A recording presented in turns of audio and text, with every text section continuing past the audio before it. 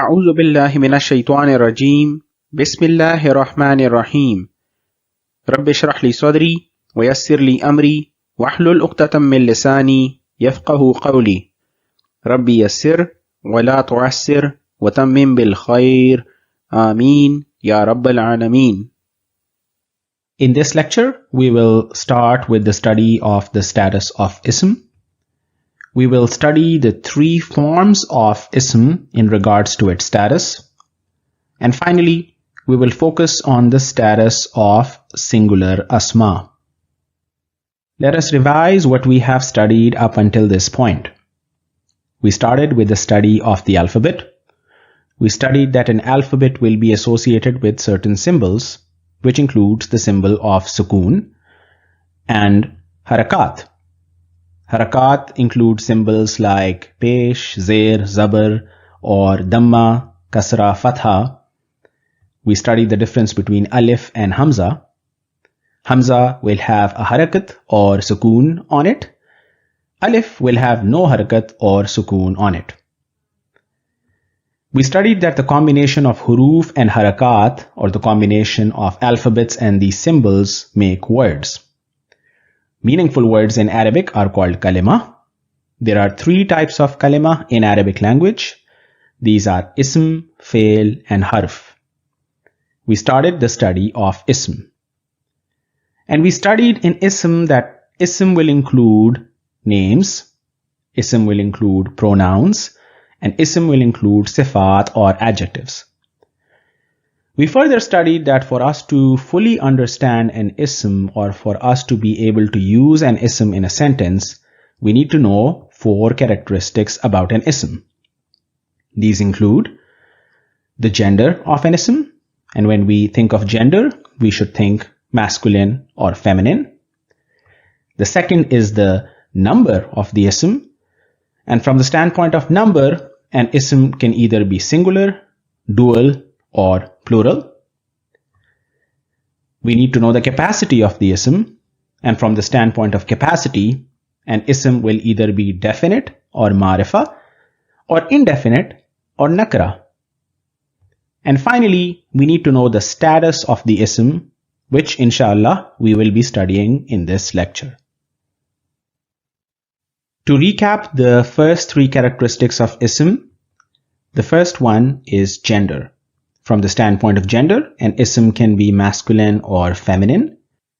We focused on the study of feminine asma, and we determined that if an ism meets criteria for feminine asma, we will call it feminine. If not, that ism will meet criteria to be masculine. Feminine asma can either be real feminine, for which we have a corresponding masculine gender, such as woman, mother, girl, or a feminine ism can be unreal feminine, for which we do not have a corresponding masculine gender. Amongst unreal feminine, an ism can either be an alamati muannas, or feminine ism that is identified by the presence of a mark or symbol. Most of the time this will be the gol ta or the round ta. Or an unreal feminine can be an example of a samai muannas. These are examples of asma that the Arabs use in the feminine sense. Next, we studied the number of ism. From the standpoint of number, an ism can be singular, dual, or plural. Singular is used for one, dual is used for two, and plural is used for more than two. For dual asma or musanna asma, we studied that these will end in the ani or aini sounds. The rule applies to both masculine and feminine asma. That is, both masculine and feminine asma in the dual sense will end in the ani and aini sounds. For plural asma, we studied that these will either be broken plural or non-broken plural asma. Non-broken plurals have a formula according to which they are made. Broken plural do not have a formula according to which they are made, and we need to learn them through vocabulary building. Non-broken plural are further divided into masculine non-broken plural and feminine non-broken plural. Masculine non-broken plural will end in the una an ina sound. Feminine non-broken plural will end in the at sound. Finally, we studied about the capacity of ism. From the standpoint of capacity, an ism can either be indefinite or definite. We studied that indefinite form or nakra form of ism is in the majority. So we focused on the study of definite or ma'rifa asma. We identified 7 types of definite and ma'rifa asma, and we determined that we will only study 5 of the definite asma at this time. These include proper nouns, personal pronouns, demonstrative pronouns, relative pronouns, and asma that have lamut tarif in them. We studied al further, which is a combination of lamut tarif and hamzatul wasl. We studied cases in which we would pronounce the lam in al, which would involve qamari huruf or moon letters, or where we would not be pronouncing the lam in al, which would involve the sun letters. We studied the example of al-kitab, which is made by the combination of hamzatul wasl, lamut tarif, and the indefinite ism kitab, which then becomes the definite ism al-kitab. Al-kitab is also known as mu'arraf bil lam. We further studied the rule of pronunciation of hamzatul wasl, that if hamzatul wasl is preceded by another word, we will not be pronouncing the hamza. We will remove the harakat on hamza, it will become an alif, and we will connect the two to make a more smooth pronunciation. So zalika plus al-kitab will become zalik al-kitab. Finally, we studied that al is used to bring out the meaning of the or something specific, and al can also be used to refer to all. We will now move on to the study of the 4th characteristic of ism, which is its status. The Arabic terminology for the status of an ism is i'rab of the ism. There are several important concepts about the status of an ism or its i'rab that we need to understand carefully. First of all, i'rab literally means making Arabic. The status of an ism or its i'rab is a very unique concept to Arabic grammar. We will not see this concept in Urdu or English grammar. There are certain concepts like number, gender, capacity that are common to Arabic and English and Urdu. But the status of an ism or its i'rab is a very unique concept to Arabic grammar. We can conceptualize i'rab or the status of an ism as the finishing touch that is given to an ism at its end. So i'rab or the status of an ism represents changes that happen to an ism at its end. And after these finishing touches are applied to an ism, we can then properly understand the role that an ism is playing in a sentence. A very important rule is that harakat are not the same as i'rab. Zer, zabar, pesh are not i'rab. Harakat are not the same as the status of an ism. In other words, the mere presence of a harakat at the end of an ism does not reliably indicate the status of that ism. So when we say that i'rab or the status of an ism represents the finishing touch at the end of an ism, that finishing touch does not always mean we have to look for the presence of a certain type of harakat at the end of an ism, because doing so can potentially be misleading. So the bottom line is that using harakat only to identify the status of an ism can be misleading. So when we think of the status of an ism or when we think about the i'rab of the ism, we should not immediately be thinking about harakat at the end of an ism. Inshallah, we will come across several examples in this course to help us understand this concept better. Let us look at an example to study the status of ism or i'rab of ism. We will take the example of the name of Prophet Muhammad, peace be upon him. The name Muhammad is an ism, and because it is an ism, it will have 4 characteristics. From the standpoint of number, ism Muhammad is singular. From the standpoint of gender, ism Muhammad is masculine.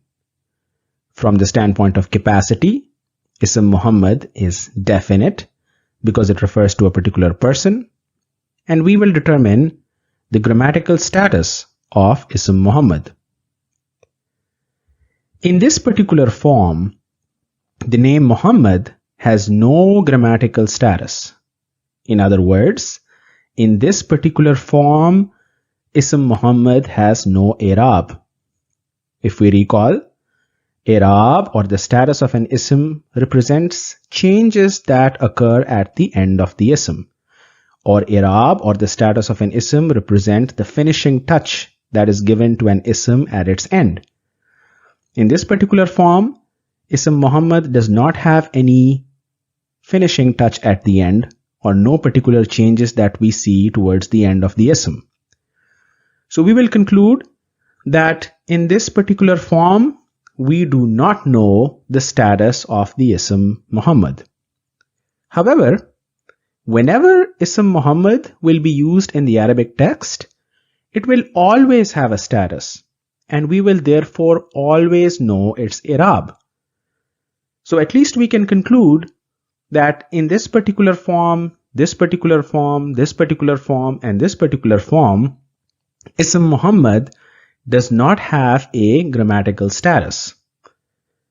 In the next sections, we will inshallah learn how ism Muhammad will look like with a grammatical status and how it will look like with i'rab. Let us study how the name of Prophet Muhammad, peace be upon him, will appear in the Arabic text when it is used with its grammatical status or when it is used with its i'rab. The first example is that of La ilaha illallah Muhammadur Rasulullah. In this statement, the ism Muhammadun is used to refer to Prophet Muhammad, peace be upon him.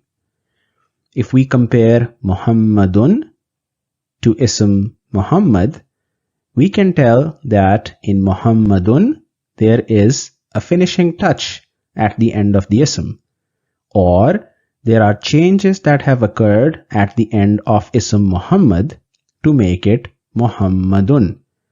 So in the case of Muhammadun, ism Muhammad has a grammatical status and it has its i'rab.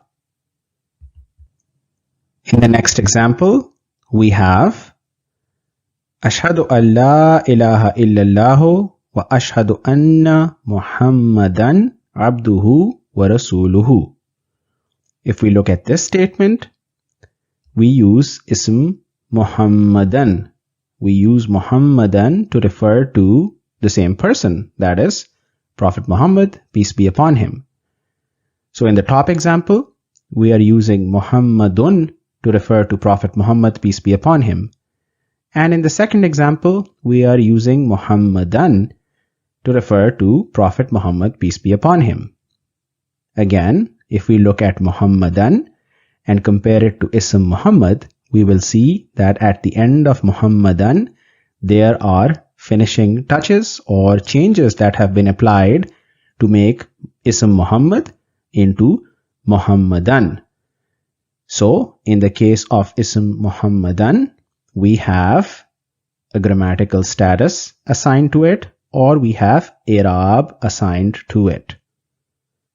Finally, we have the example Allahumma salli ala Muhammadin. Here we have the ism Muhammadin. Muhammadin is also used for the same person, that is, Prophet Muhammad, peace be upon him. So in the example of Muhammadun, we are saying there is none worthy of worship except Allah, and Muhammad, peace be upon him, is the messenger of Allah. In the example of Muhammadan, we are saying, I bear witness that there is no God besides Allah, and I bear witness that Muhammad, peace be upon him, is his servant and messenger. And in the case of Muhammadin, we say, O Allah, bestow your favor on Muhammad, peace be upon him. So in all three cases, Muhammadun, Muhammadan, Muhammadin, we are referring to the same person, that is Prophet Muhammad, peace be upon him. So if we take these three forms of Ism Muhammad, we can easily see that at the end of Ism Muhammad, there is no finishing touch, or there are no changes that are happening at the end of the Ism. But in the cases of Muhammadun, Muhammadan, and Muhammadin, we have the finishing touch at the end. We have changes that are occurring at the end of the Ism. Therefore, all these three examples have their grammatical status and they have their i'rab. To summarize, in this form, the name of Prophet Muhammad, peace be upon him, does not have a grammatical status, or it does not show its i'rab. We do not see any finishing touch at the end of Ism Muhammad, and we do not see any changes that are occurring at the end of Ism Muhammad. In the Arabic text, Ism Muhammad will appear with its grammatical status. So the Ism Muhammad will become either Muhammadun or Muhammadan or Muhammadin. In each form, we see that there are changes that are occurring at the end of Ism Muhammad. So here we have Muhammadun, here we have Muhammadan, and here we have Muhammadin. Please note that all these three forms represent the different versions of the name Muhammad, peace be upon him. All three forms represent the same name or the same meaning. Meaning Muhammadun, Muhammadan, and Muhammadin in this example all refer to the same person, that is Muhammad, peace be upon him. Each form has all four characteristics of Ism in it. For example, for Muhammadun, now we know that at the end of the Ism, there is the final finishing touch, so we can tell its status. But we also know the number, the gender, and the capacity of Ism Muhammad. Each form represents a different status of Ism. For Ism Muhammad, Muhammadun, Muhammadan, Muhammadin represents a different status of the Ism. Finally, the addition of harakat, do pesh, do zabar, do zer at the end of the Ism is not the only way that the status of an Ism or its i'rab can be identified. Relying on harakat or symbols at the end of the Ism to identify its status can be misleading. Inshallah, we will study that there are other ways too in which we can identify the status of an Ism. To recap, for the Ism Muhammad, this form of Muhammad has no grammatical status or no i'rab. We say this because we do not see any changes at the end of the Ism Muhammad, or we do not see a finishing touch at the end of Ism Muhammad. In the Arabic text, Ism Muhammad will always have a grammatical status, or it will always have its i'rab or the finishing touch. Once the grammatical status is given to Ism Muhammad, the Ism will have three forms in the Arabic text. These three forms are Muhammadun, Muhammadan, Muhammadin. Please note that all three forms of Ism Muhammad will refer to the same person or to the same name. The three forms of an Ism are unique to Arabic grammar. we will not see this concept in Urdu or English.